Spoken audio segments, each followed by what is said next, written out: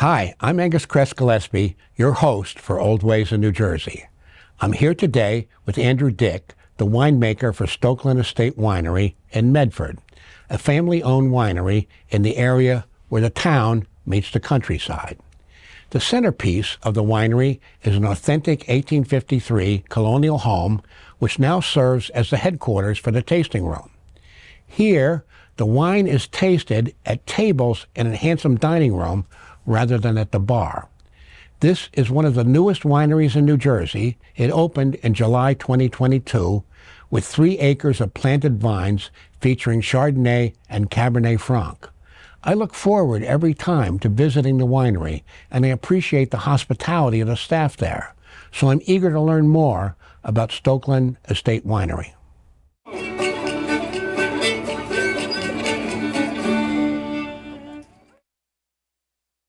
So, Andrew, I understand you graduated with the master's degree in art history from St. Andrews University in Scotland. Yes. How did you end up in the winery business? So my family had always had a keen interest in wine. So my godfather, some of my earliest memories are my godfather and my father basically shoving me in the back of a car filled with cases of wine, feet up on them, and sort of shoehorned in there, bringing them back from France. So from an early age, I had an exposure to it, and then after that, it just became. I worked with my dad outside a lot. He was in cricket and sports industries, and so when I got over here, I'd spent a few years in finance in London, and just thought I don't really want to do that anymore. Yeah. How do I get a job that involves the weather? And something I like, and immediately thought of wine. And so I had a background in it, I had some qualifications in it, and so off I went. Oh, so tell me a little bit more about the wine and spirits education thing you did in London. Certainly. So I started that in London, though I actually finished that over here. It's okay. It's a qualification for trade, for the wine trade chiefly, and it's basically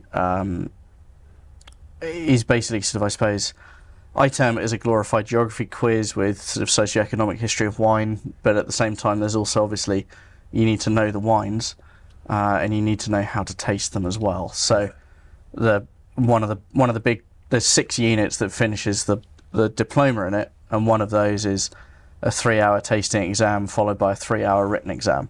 Wow. Why they do it that way around, I'm not really sure, but it's a lot of fun. And actually, anybody can start it, anybody can take it.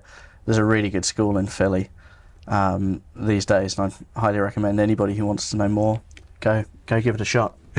So what led you to leave England for the United States? Getting married. Oh, okay. Is the short answer. My wife basically said, you don't like working in an office, correct? Yeah, I found you all of your sports in Philadelphia or the suburbs of Philadelphia, so real tennis, rackets, and cricket, some obscure, not exactly American sports, but sports that I played growing up. And she then said, I'm going to be a surgeon as well. And that was sort of the end of that conversation. I said, I suppose it's me booking the flight rather than you. But she'd been over there doing a master's, so we met and we were going out for a year or 2 before I moved over.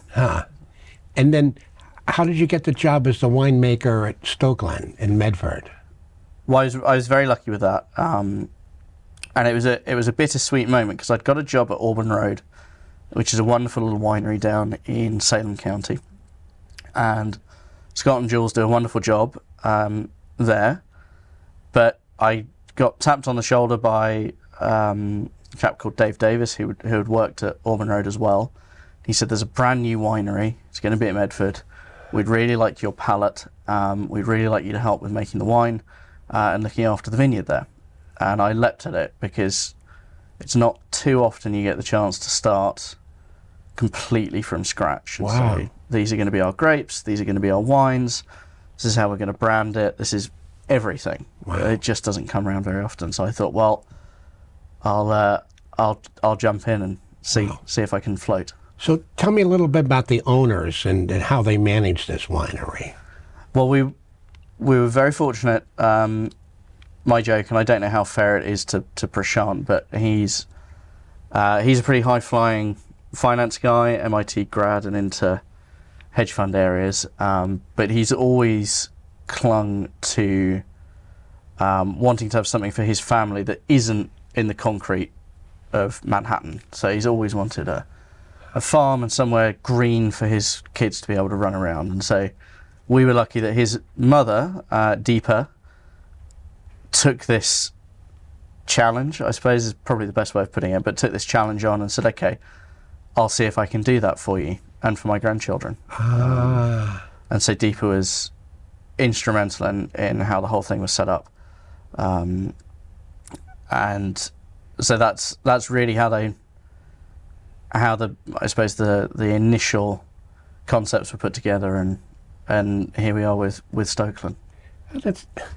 That's really interesting story, how the family wanted to have a kind of a rural retreat. Yeah, it's lovely. It's really nice because you get to see the kids when they come down and they sort of light up I mean, they're still very young, but a 2-year-old and a 5-year-old granddaughter. That was then. That was a good few years ago. Now they're 5 or 6 and 8 or 9 at this point. So, yeah. So they're starting to get to it, and I'm starting to wonder when I can start having them crush grapes and actually work for me. Which will be a bit of a shock for all concerned, I think. What was the use of the land before it became a vineyard?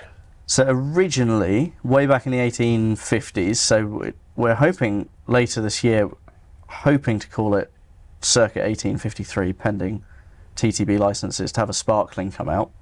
But with what was going on there, it's the Stokes family who owned it. It was a huge farm. Most of the farmland has now been sold off. Yes. But there is a 10-acre, it's almost, I mean, it's the same shape as a key that comes off Eayrestown Rd, and that's the property. So beforehand, it was just a private dwelling. Werner and Bruce Wadiak lived there, and they're wonderful people. Werner still comes and hosts for us and helps out in the welcoming people to, she will still call her house, which is great. And so we were able to put 3.5 acres of vine in, and which is the requirement. Is the requirement. Yeah. And then turn the house more into a tasting room, and go from there. But it's a beautiful tasting room. It's a mansion. It's not just a barn. Exactly. Yeah. It's lovely in there. And again, all credit goes to Deepa for that. She had the vision for what was going on in there. So what grape varieties are grown? We grow Cabernet Franc, Chardonnay, and Vidal Blanc. And do you have harvesters that come in that help with the harvesting and harvest season? Well, there's a really, really good company these days called VineTech. Again, that's way down south in Jersey, but they're doing some great work all up and down the East Coast now. And I'm finally getting into using them a little bit more for harvesting. Historically, what I was doing was calling around all my friends with the line of, would you like to get in contact with nature again? And then watching as 2 or 3 of them got heat stroke halfway through the afternoon and sort of revived them with a can of Strongbow. And it's like, come on, guys, we've got to keep going here. This doesn't stop now. So, they didn't come back too quickly, but luckily Steve's guys are really good. So. Yeah. And tell me a little bit about the soil type. Well, I think it's sandy loam is the technical term. It's an old cattle farm at one point in its life, I think, where we've got a silo just on the southern part of the property. Oh, in fact, I saw you're going to make an outdoor bar around the silo. We did it. We put that in. It's a really nice spot. Private events, it's really, really good in the summer because you're right on top of the vineyards, and it's the high point that we've got there. And the silo is kind of a visual symbol. Yes. But is it really used as a silo anymore? Not anymore. No. But there was, I think, one of the biggest cattle barns in the county, right there. So when you talk about the soil, when we were first planting and getting everything growing, what I was able to notice is that there's a dividing line halfway down the vineyard running across it, and that's where the cattle pasture started.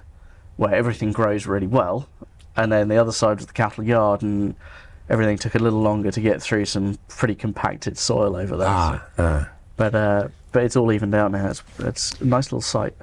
Are you able to grow enough grapes yourself, or do you have to buy some from local? No, we buy in. Part of that was a conscious business decision, where there's an element of, I suppose, risk aversion. We don't want a hail event, or if there's like now there's a cold snap as we're filming this in January. Yeah, that's always a worry.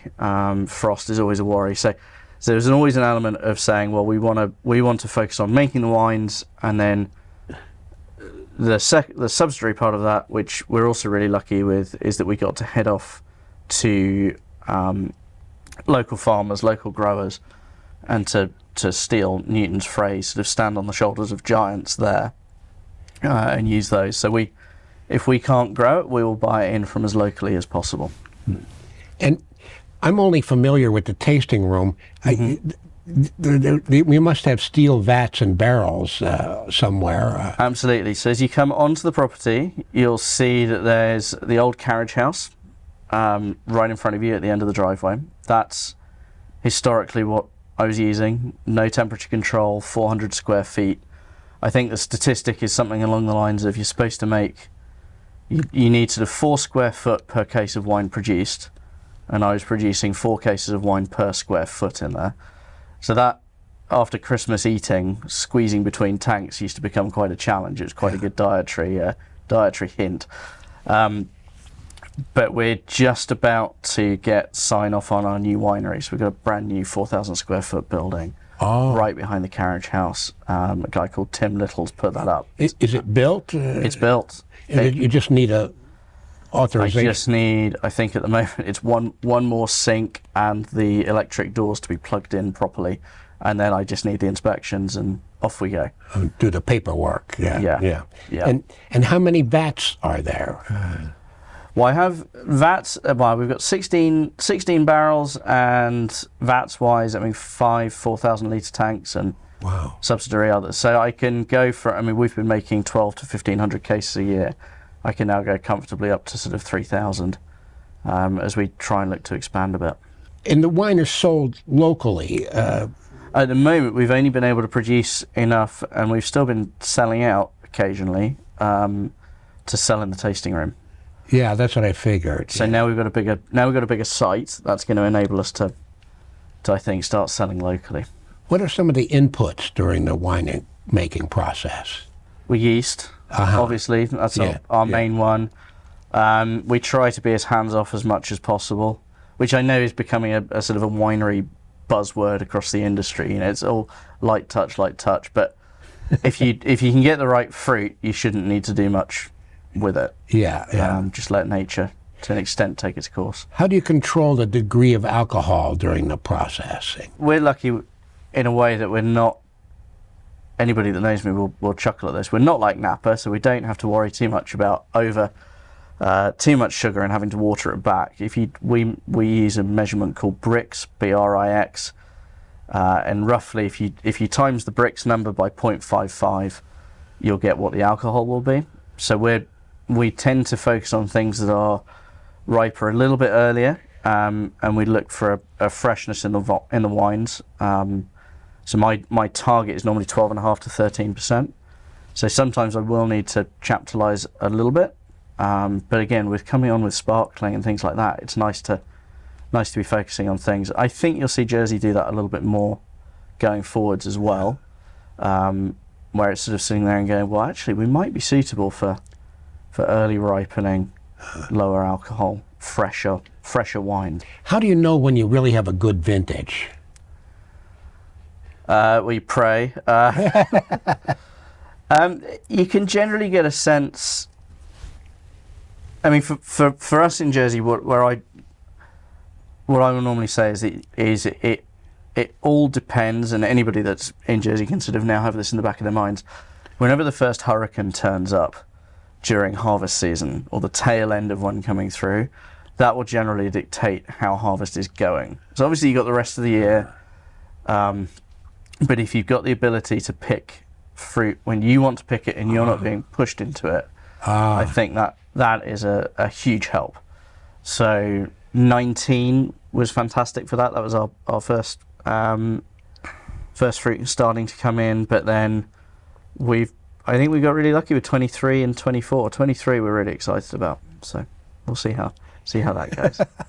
But always remember, I mean, if you've got that luxury of picking when you want to pick and you're really happy with the fruit, the pressure then is all on you, not to mess it up as you go through. What is one of your favorite varietals to work with? Well, certainly when I was in the vineyard, I loved Merlot because it was quite easy as a vine. It's quite easy to work with. It's nice and soft for dormant pruning, so that was always quite good. Doing that by hand, it harvested really easily, really nicely. But in the winery, I suppose it's interesting. I do quite like working with Chardonnay. Yeah. It tends to be that grape that it allows the winemaker to sort of do what they want to do with it a little bit. So if you want to make a sparkling out of it, pick it early, make sure it's ripe, make a sparkling. If you want to oak it, you can do that. If you don't want to oak it, you can do that. So and I think that's I suppose the reflection of what the rest of the wine world sees, in that Chardonnay is such a widely grown grape, but that's because it's so adaptable, and that's a real beauty of that grape. But I'm also, it's one of those ones where everybody says, "Oh, what's your favourite wine?" And it's like, well, it's hard to say. Have one, providing it's made well. Yeah, great. Well, lovely. Yeah, me too. Yeah, good. So, in the world of wine, whom do you most admire? Who's influenced you? You can look at some of the critics when I was growing up, so the Jancis Robinsons, the Stephen Spurriers of the world. Andrew Jefford's another one, so that's sort of decanter WSET side. From the making side of things, I've got a slight Antipodean background, so Virginia Wilcox, who's down at Vas Felix, I think what she does down there is phenomenal. I take a lot from the New Zealand team, so the Kiwis who were going from dairy to wine, just in terms of the attitudes to cleanliness and how they approached it. And then, Chile I've always had a soft spot for, because they produce some amazing wines, but they're also really approachable and really affordable. Yes. So that side of things I think is fantastic. And then, like I said right at the start, I was really lucky with the background that I had with who I was growing up around, and just, you might like this, you might like that, and just sort of having the ability to taste around as well. And would you have any tips for somebody who wanted to get into the wine business? Well, it depends on what level. Yeah. So there's the classic farming one, which is if you want to make $1 million, start with 2. But it's, the ultimate tip is sort of, and again, cliche, but just go for it, because there's something in the wine industry, I think, for everybody. And as I've alluded to before a little bit, I think it almost should be compulsory for MBA students to study wine, because it's a simplistic thing, right? It's, make as much wine as you can sell for the greatest possible profit. That's the wine industry. But how you do that, if you want to be a grower, if you want to work in the winery itself from the chemical side of things, if you want to be in the tasting room, like, there's so many different options out there for everybody, and it is each wine as it gets into the glass, and this is kind of before you sold it, represents something like 2,000 choices that people have made before it even arrives there.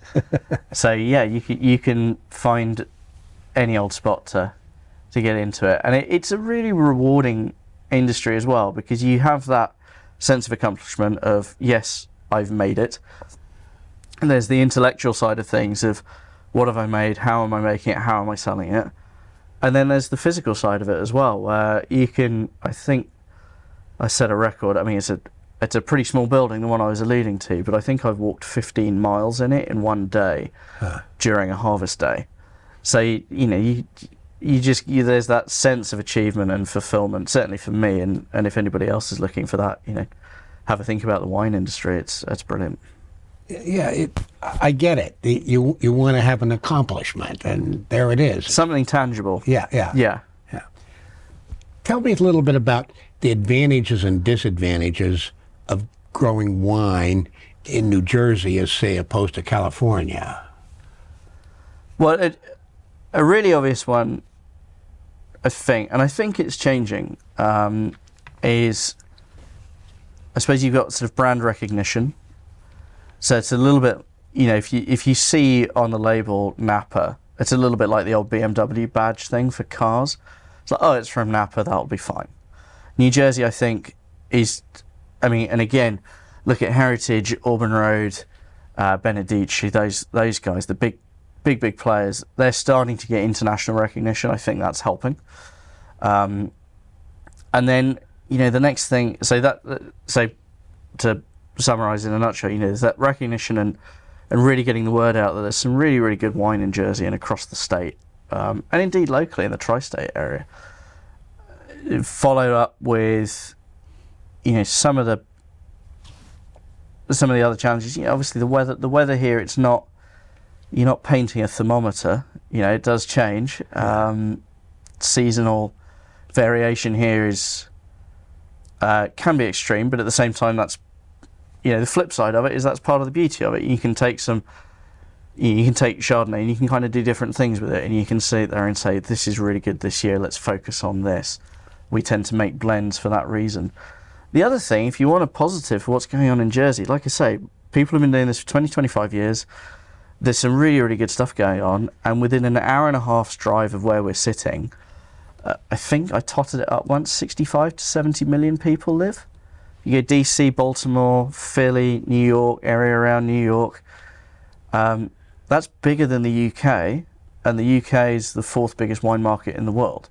So it's just a question of, okay, we just have to crack this a little bit, but there's, just for one instance, if you were going to turn around to anybody in California and say, what are you jealous of? Well, if California could put itself here with 65 million people, I think they'd probably be sitting there going, yeah, that sounds like a good market. So it sounds like part of what you're saying is the future for New Jersey wines is good because there's a consumer base out there. I think, well, I'd take it one step back first. I'd say I think it's good because I think you're starting to see some really, really good wine produced statewide. But I think you're then sitting there going, and it's got a market. So it's not, hey, we're making something really good. Margaret River, where I was talking about with Vas Felix, has got most isolated city, and it's a 3-hour drive from that. So that obviously presents its challenges. But once I think the recognition that Jersey, is starting to generate, once that goes big, then that should be really interesting to see what happens there. I also wanted to ask you a little bit about special events at Stokelan. How's that coming along? Well, it's good. So, we can talk about two things there. One is we have quarterly, we sort of run a themed festival. So we have what's called Spring Fling, bit of a dance, come down, enjoy some food. We've got our anniversary weekend in July, Wine and Witches for Halloween, and then obviously Christmas at Stokelan sort of speaks for itself. And those are starting to really lock into, we've only been open for a couple of years, so they're starting to lock in nicely. On the other side of events, we're starting private events. Like weddings? We're doing weddings. We get a lot of baby showers, things like that. So, it's been good. And we've also had some interesting for those out there on the corporate side of things. If you want to come and do your corporate private event and come and explore, then come and see us at Stokelan. Any plans to start a club? This spring, hopefully. We're trying to wrestle with how we do it. I have this intricate idea that we should make it more like a private members club rather than just sending stuff out. So we're trying to make it. We want people to feel a connection, I suppose, with what we're doing. It was founded by a family with no real connections to wine, but who enjoyed wine and the whole ethos and I suppose holistic approach to what wine is and can be. and that even goes back to, I still think in a way that you don't get when you're just cracking a can of beer open. There's still something almost spiritual about taking a cork out of a bottle, right? Yes. I'm going to select this bottle. I'm going to take this cork out. Now we're going to try it. Now we're going to drink it. So I think that's something that kind of want to try and tie into our membership as well. Along with, come and get some free tastings and buy our wine. So, Andrew, let's talk a little bit about the varieties that are grown in Stokelan. Let's start with Myra, for example. Yeah, Myra is our dry rosé. It's named after one of the daughters. So one of the owner's daughters is Myra. The other one is Anya, and there's a new wine that's just coming out called Anya as well, which is an off-dry Vidal Blanc. Off-dry is as sweet as we'll get, basically. We made a very conscious effort right at the start to say we're only going to make dry wine.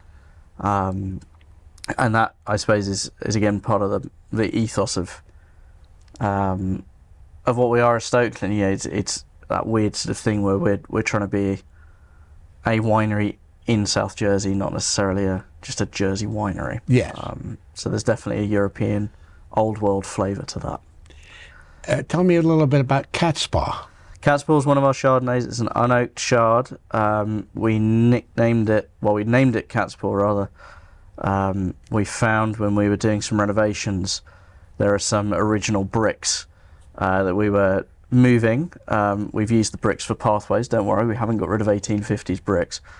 But in one of them, and you can still see it in the tasting room, everybody seems to get this everywhere. As soon as there's wet concrete, wet clay, a cat will walk on it. And so we've got a brick with a cat's paw on it from the 1850s, which is quite good fun. Quite remarkable. Yeah. Tell me a little bit about Crossroads. Crossroads are oaked Chardonnay, again dry. I try and get it so that it's a geographical crossroads or midway between Napa and Burgundy. But we also called it that because Jersey I understood it as one of the crossroads states in the Revolution where everybody was crossing all over it. So we were able to tie it in quite nicely with... Fighting back and forth. Exactly. Yeah. Exactly. Tell me about Bella Mia. Bella Mia, Deepa came up with that name. It's just My Beautiful. We processed it, or it started life thinking about it as a rosé, but we got quite a lot of colour out of it and sort of ended up finishing it, blending it and swapping it around. But it is a rosé, but it tastes like a Northern Italian red. It's really, really nice with food. And yeah, it's a 100% Petit Syrah, so an early experimentation. And what about Kirby's Mill? That's named. It's a light red wine, sort of a lunchtime red, if you will. And there's a little spot a mile up the road, which is Kirby's Mill, found, I think, made in the 1760s. So wow. Sort of good 100 years older than the house. But it's a really beautiful little tranquil spot up there. So hence the name. Yeah. And Simla. Simla, that's a little hilltop town in the Himalayas, northern India, and that one really ties everything together. So the Stokes had a branch of their family taking apples to India. They were based in Simla. Deepa and the Lal family, a lot of them were born in Simla, and some of my family weirdly were born in Simla as well when it was all part of the empire. So yes, strange that three completely disparate families have all converged in one house. It's amazing. Yeah. And every time I tell that story, I still get the hairs on the back of my neck still stand up. It's quite spooky. So Andrew, I want to thank you so much for filling us in on Stokelan. It's been fascinating. Thank you. Well, thank you. Thank you very much. Thanks for having me. It's been a lot of fun.